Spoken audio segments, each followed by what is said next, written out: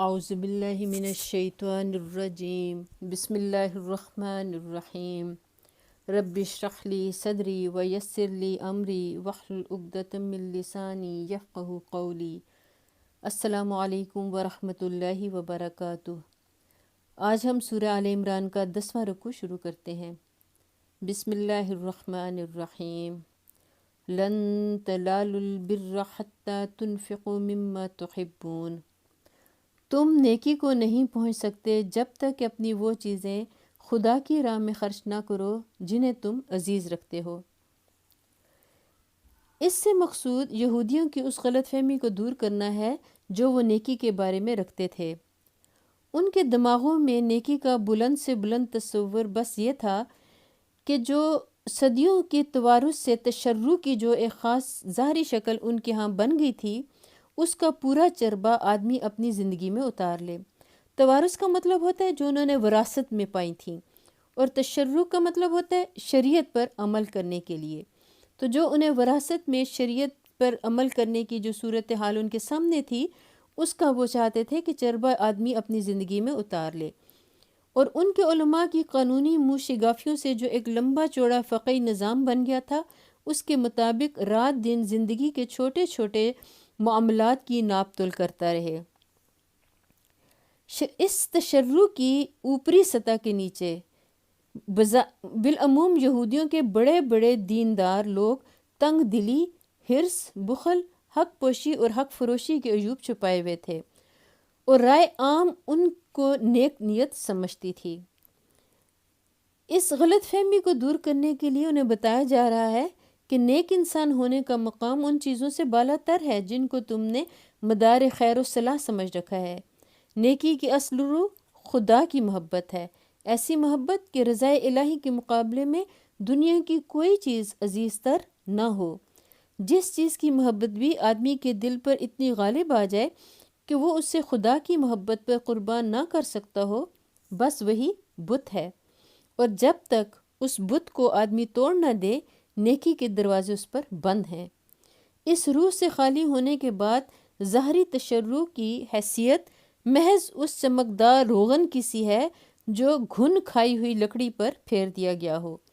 انسان ایسے روغنوں سے دھوکہ کھا سکتا ہے مگر خدا نہیں کھا سکتا۔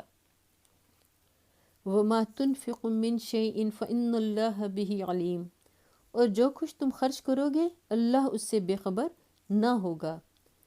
كُلُّ الطَّعَامِ كَانَ حِلًّا لِبَنِي إِسْرَائِيلَ إِلَّا مَا حَرَّمَ إِسْرَائِيلُ عَلَى نَفْسِهِ مِنْ قَبْلِ أَن تُنَزَّلَ التَّوْرَاةُ۔ کھانے کی یہ ساری چیزیں جو شریعت محمدی صلی اللہ علیہ وآلہ وسلم میں حلال ہیں، بنی اسرائیل کے لیے بھی حلال تھیں۔ قرآن اور محمد صلی اللہ علیہ وآلہ وسلم کی تعلیمات پر جب علماء یہود کوئی اصولی اعتراض نہ کر سکے تو انہوں نے فقہی اعتراضات شروع کر دیے۔ اس سلسلے میں ان کا پہلا اعتراض یہ تھا کہ آپ صلی اللہ علیہ وآلہ وسلم نے کھانے پینے کی بعض ایسی چیزوں کو حلال قرار دیا ہے جو پچھلے انبیاء کے زمانے میں سے حرام چلی آ رہی ہیں۔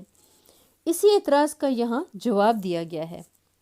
پھر اللہ تعالیٰ کہتے ہیں البتہ بعض چیزیں ایسی تھیں جنہیں تورات کے نازل کیے جانے سے پہلے اسرائیل نے خود پر حرام کر لیا تھا۔ اب اسرائیل سے مراد اگر بنی اسرائیل لیے جائیں تو مطلب یہ ہوگا کہ تورات کے نزول سے قبل بعض چیزیں بنی اسرائیل نے محض رسماً حرام قرار دے لی تھیں، اور اگر اس سے مراد حضرت یعقوب علیہ السلام لیے جائیں تو اس کا مطلب یہ ہوگا کہ آن جناب نے بعض چیزوں سے طبعی کراہت کی بنا پر یا کسی مرض کی بنا پر احتراز فرمایا تھا، یعنی یا طبعی کراہت کی بنا پر انہیں پسند نہیں تھی یا کسی بیماری کی وجہ سے انہوں نے انہیں چھوڑ دیا ہوگا، اور ان کی اولاد نے بعد میں انہیں ممنوع سمجھ لیا۔ یہی مؤخر ذکر روایت زیادہ مشہور ہے، یعنی حضرت یعقوب علیہ السلام کی۔ اور بعد والی آیت سے یہ بات صاف طور پر ظاہر ہوتی ہے کہ اونٹ اور خرگوش وغیرہ کی حرمت کا جو حکم بائبل میں لکھا ہے وہ اصل تورات کا حکم نہیں ہے، بلکہ یہودی علماء نے بعد میں سے کتاب میں داخل کر دیا ہے۔ قُلْ فَأْتُوا بِالتَّوْرَاةِ فَاتْلُوهَا إِن كُنتُمْ صَادِقِينَ۔ ان سے کہو اگر تم اپنے اعتراض میں سچے ہو تو لاؤ تورات اور پیش کرو اس کی کوئی عبارت۔ فمن افترى على الله الكذب من بعد ذلك فأولئك هم الظالمون۔ اس کے بعد بھی جو لوگ اپنی جھوٹی گڑی ہوئی باتیں اللہ کی طرف منسوب کرتے ہیں وہی در حقیقت ظالم ہیں۔ قل صدق اللہ، کہو اللہ نے جو کچھ فرمایا ہے سچ ہے۔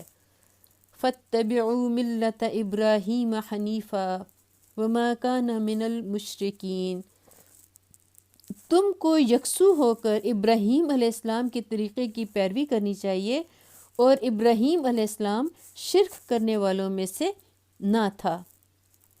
مطلب یہ ہے کہ ان فقہی جزیات میں کہاں پھنسے ہو، دین کی جڑ تو اللہ واحد کی بندگی ہے جسے تم نے چھوڑ دیا اور شرک کی آلائشوں میں مبتلا ہو گئے۔ اب بحث کرتے ہو فقہی مسائل میں، حالانکہ یہ وہ مسائل ہیں جو اصل ملت ابراہیمی سے ہٹ جانے کے بعد انحطاط کی طویل صدیوں میں تمہارے علماء کی منہ شگافیوں سے پیدا ہوئے ہیں۔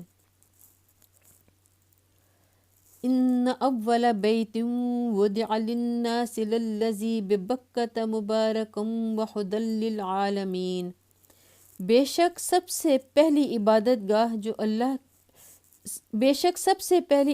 گاہ جو انسانوں کے لیے تعمیر ہوئی ہے وہ وہی ہے جو مکہ میں واقع ہے۔ اس کو خیر و برکت دی گئی تھی اور تمام جہان والوں کے لیے مرکز ہدایت بنایا گیا تھا۔ یہودیوں کا دوسرا اعتراض یہ تھا کہ تم نے بیت المقدس کو چھوڑ کر کعبہ کو قبلہ کیوں بنایا، حالانکہ پچھلے انبیاء کا قبلہ بیت المقدس ہی تھا۔ اس کا جواب سورہ بقرہ میں دیا جا چکا ہے، لیکن یہودی اس کے بعد بھی اپنے اعتراض پر مصر رہے، لہٰذا یہاں پھر اس کا جواب دیا گیا ہے۔ بیت المقدس کے متعلق خود بائبل ہی کی شہادت موجود ہے کہ حضرت موسیٰ علیہ السلام کے 450 برس بعد حضرت سلیمان علیہ السلام نے اس کو تعمیر کیا، اور حضرت سلیمان علیہ السلام ہی کے زمانے میں وہ قبلہ اہل توحید قرار دیا گیا۔ برعکس اس کے یہ تمام عرب کی متواتر اور متفق علیہ روایت سے ثابت ہے کہ کعبہ کو حضرت ابراہیم علیہ السلام نے تعمیر کیا، اور حضرت موسیٰ علیہ السلام سے 8-9 برس پہلے گزرے ہیں۔ لہٰذا کعبہ کی اولیت ایک ایسی حقیقت ہے جس میں کسی کلام کی گنجائش نہیں ہے۔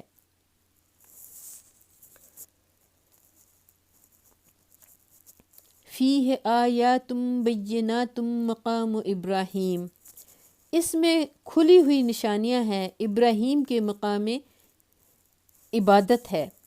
ابراہیم کا مقام عبادت ہے، یعنی اس گھر میں ایسی صریح علامات پائی جاتی ہیں جن سے ثابت ہوتا ہے کہ یہ اللہ کی جناب میں مقبول ہوا ہے اور اسے اللہ نے اپنے گھر کی حیثیت سے پسند فرما لیا ہے۔ لق و دق بیابان میں بنایا گیا اور پھر اللہ نے اس کے جوار میں رہنے والوں کو رزق و رسانی کا بہتر سے بہتر انتظام کر دیا۔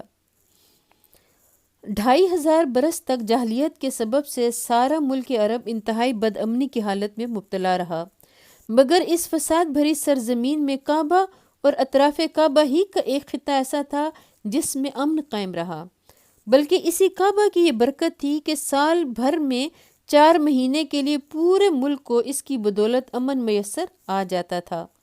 پھر ابھی نصف صدی پہلے ہی سب دیکھ چکے تھے کہ ابرہہ نے جب کعبہ کی تخریب کے لیے مکہ پر حملہ کیا تو اس کی فوج کس طرح قہر الہی کا شکار ہوئی۔ اس واقعے سے اس وقت عرب کا بچہ واقف تھا اور اس کے چشم دید شاہد ان آیات کے نزول کے وقت موجود تھے۔ فیہ آیات بینات مقام ابراہیم ومن دخلہ کان آمنا، اس میں کھلی ہوئی نشانیاں ہیں، ابراہیم کے مقام عبادت ہے اور اس کا حال یہ ہے کہ جو اس میں داخل ہوا مامون ہو گیا۔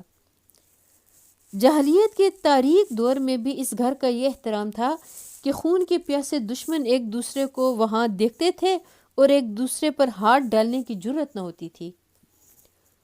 وَلِلَّهِ عَلَى النَّاسِ حِجُّ الْبَيْتِ مَنِ اسْتَطَاعَ إِلَيْهِ سَبِيلًا، لوگوں پر اللہ کا یہ حق ہے کہ جو اس گھر تک پہنچنے کی استطاعت رکھتا ہو وہ اس کا حج کرے۔ وَمَن كَفَرَ فَإِنَّ اللَّهَ غَنِيٌّ عَنِ الْعَالَمِينَ، اور جو کوئی اس حکم کی پیروی سے انکار کرے تو اسے معلوم ہونا چاہیے کہ اللہ تمام دنیا والوں سے بے نیاز ہے۔ قُلْ يَا أَهْلَ الْكِتَابِ لِمَ تَكْفُرُونَ بِآيَاتِ اللَّهِ وَاللَّهُ شَهِيدٌ عَلَى مَا تَعْمَلُونَ، کہو اے اہل کتاب، تم کیوں اللہ کی باتیں ماننے سے انکار کرتے ہو؟ جو حرکتیں تم کر رہے ہو اللہ سب کچھ دیکھ رہا ہے۔ قُلْ يَا أَهْلَ الْكِتَابِ لِمَ تَصُدُّونَ عَنْ سَبِيلِ اللَّهِ مَنْ آمَنَ تَبْغُونَهَا عِوَجًا وَأَنْتُمْ شُهَدَاءُ وَمَا اللَّهُ بِغَافِلٍ عَمَّا تَعْمَلُونَ، کہو اے اہل کتاب، یہ تمہاری کیا روش ہے کہ جو اللہ کی بات مانتا ہے اسے بھی تم اللہ کے راستے سے روکتے ہو اور چاہتے ہو کہ وہ ٹیڑھی راہ چلے، حالانکہ تم خود اس کے راہ راست ہونے پر گواہ ہو۔ تمہاری حرکتوں سے اللہ غافل نہیں ہے۔